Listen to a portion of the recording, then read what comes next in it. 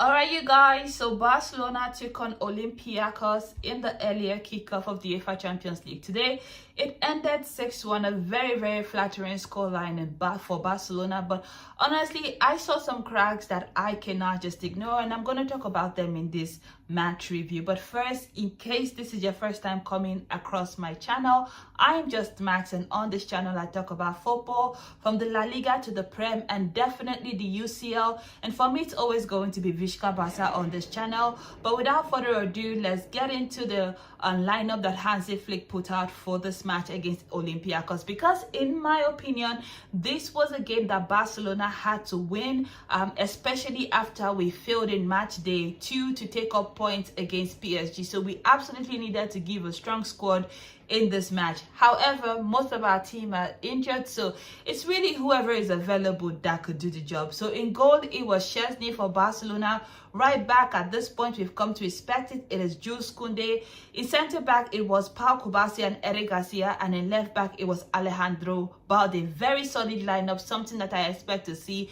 every single time for Barcelona. When we come into the midfield though, it's where we started to see a bit of changes here and there. In the pivot position, we have Pedri, but his partner in crime today was Marc Casado, whom I thought had a decent game. And when you start to go into the forward line, you had Lamine Yamal on the right, Dro Fernandez came in on the 10, Fermin Lopez was on left hand side, and of course Marcus Rashford led the line today. And honestly, let's talk about the positives from the things that I saw from Barcelona before we go into the things that Barcelona must absolutely address if they want to get a scoreline against Real Madrid over the weekend. The first positive is Fermin Lopez was on the ball. Now, he's somebody that I live for. I have loved him ever since he burst on the scene for Barcelona, and today he got a hat-trick. He was the first ever Spanish-born player to be able to score a hat-trick for Barcelona in the UEFA Champions League, so congratulations to him. But most importantly, one of the things that I loved about his gameplay today was first and foremost the intensity, the desire to finish up the moves, and he was getting the goals that I felt Dani Olmo did not get against PSG. For every time that Fermin Lopez scored today, I had flashbacks of Dani Olmo staring at an open net and somehow hitting Hakimi and Zebani with the ball in the PSG game, and of course doing the same in the game prior to that as well. So Fermin Lopez being sharp and lethal is something that will come in handy for Barcelona against Real Madrid over the weekend. Marcus Rashford as well was so clinical today, although I have to comment that his clinicality came into play when Barcelona were a man up, when Olympiacos were a man down. So it's not really a very clear assessment of the things, but the fact remains he scored 2 goals and he made 3 goals, he scored 2 goals. That is the most important thing. He has to remain clinical. Right now, I think he has 5 goals for Barcelona and 4 assists. That is ridiculous numbers from somebody who was considered to be washed out at Manchester United. So good job on Marcus Rashford. Lamine Yamal scored a sensational penalty for Barcelona. I mean, there's been a little bit of debate here and there. Was it a penalty? Did Marcus Rashford dive? Or were we just trying to sell a foul? The most important thing is that for the first time in I don't even know how long, Barcelona have been awarded the penalty, and the penalty was duly dispatched by the youngest player for Barcelona to hit 25 games in the UEFA Champions League. So congratulations to Lamine Yamal on making that bit of history right there. Now let's start to look at the things that I saw that I feel like if we don't address it, it is going to come back to haunt us over the weekend. Now, if you're looking ahead to the things that are coming up, Barcelona play Real Madrid at the Santiago Bernabeu. As of today, we don't know yet if Hansi will be able to be on the touchline for that game, because if you remember correctly, he did get a red card in the last match for Barcelona.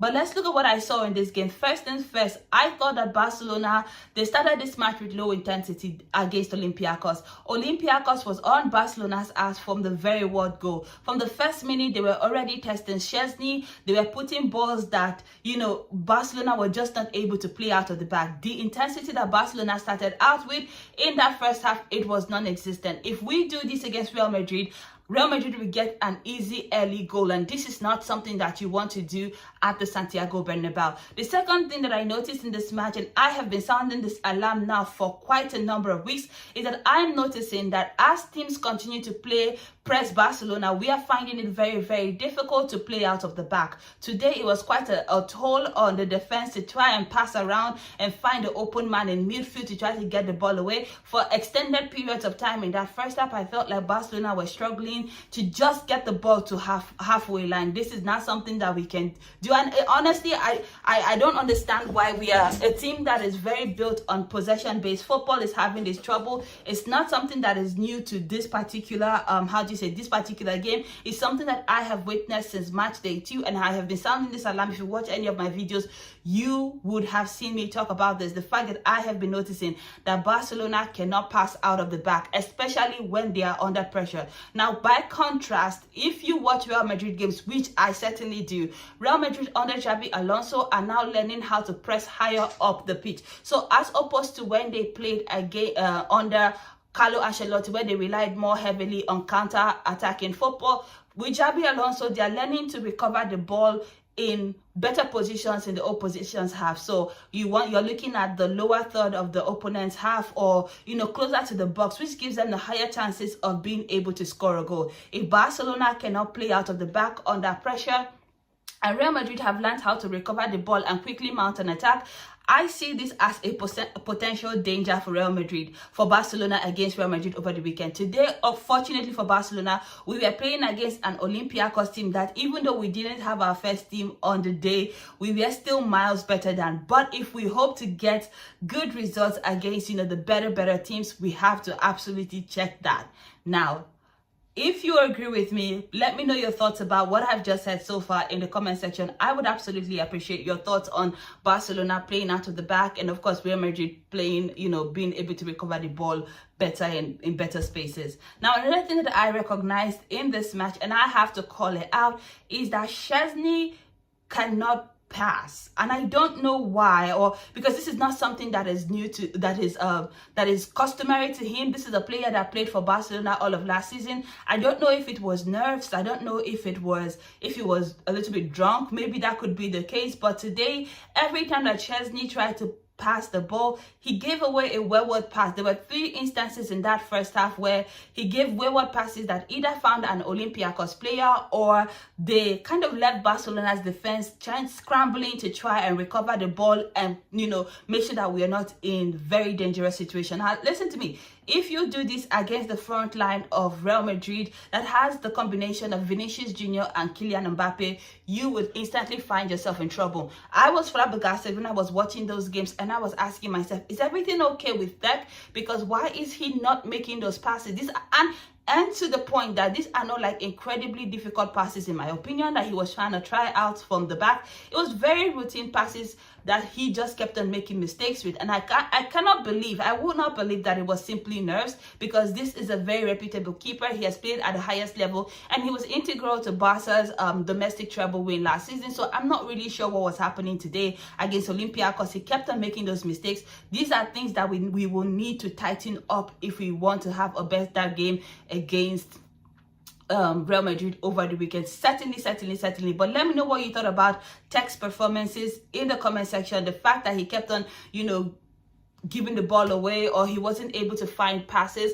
And for my recommendation for Barcelona in this situation where Tech is finding it very difficult to make those, connecting passes to either the defense or the midfield, or whether it's the Barcelona defense not being able to connect immediately to the midfield or find those passes away, my immediate recommendation to Barcelona ahead of that game in El Clásico on Saturday would be just go long. It's not a shame to go long. Honestly, just go long. It's really simple, it's really easy, and it will save you and prevent you from having to make kind of a scramble here and there. So if Barcelona cannot pass out the back, if you recognize in that match against Real Madrid very quickly that you cannot pass out of the back, please just go long. It's easy, and it will relieve your defense of pressure quite quickly.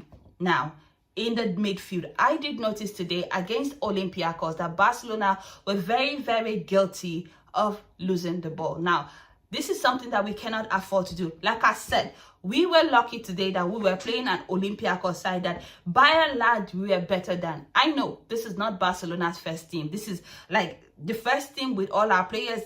It would look very different to what we saw on the pitch today. But however, regardless upon still, I feel like a Barcelona team that involves the combination of Marc Casado and Pedri should always be able to protect the ball.